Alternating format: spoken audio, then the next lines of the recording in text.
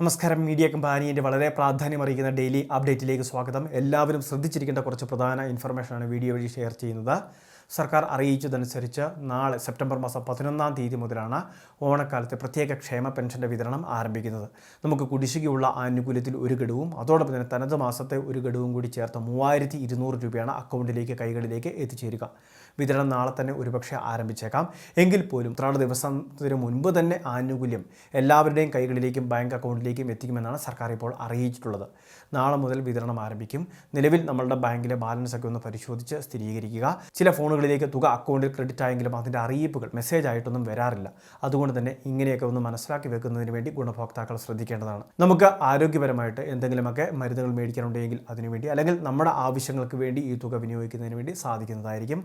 ഓണക്കാലത്ത് 3200 രൂപ സർക്കാർ ഏറ്റവും വലിയ ആനുകൂല്യമായിട്ട് മസ്റ്ററിങ് ചെയ്തവർക്കും ചെയ്യാത്തവർക്കുമെല്ലാം ഇപ്പോൾ അനുവദിച്ചിട്ടുണ്ട്. രണ്ടാമത്തെ മറ്റൊരു പ്രധാനപ്പെട്ട അറിയിപ്പ്, നമ്മുടെ ക്ഷേമ പെൻഷൻ വിതരണം നടത്തുമ്പോൾ 2 ഘട്ടമായിട്ട് ലഭിക്കുന്നവരുണ്ട്.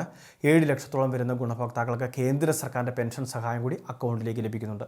അത് കുറച്ച് താമസമൊക്കെ എടുത്താണ് അക്കൗണ്ടിലേക്ക് ക്രെഡിറ്റ് ആവുന്നത്.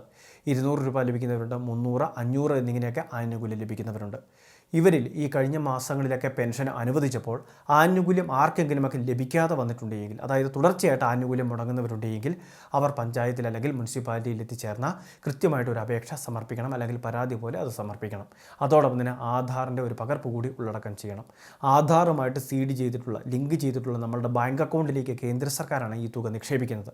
ആ തുക എന്തെങ്കിലും കാരണവശാലും മുടങ്ങിക്കിടക്കുകയാണെങ്കിൽ, നമുക്ക് കുടിശ്ശിക വന്നിട്ടുണ്ടെങ്കിൽ അത് പരിഹരിക്കുന്നതിന് വേണ്ടിയാണ് ഈ രേഖകൾ സമർപ്പിക്കേണ്ടത്.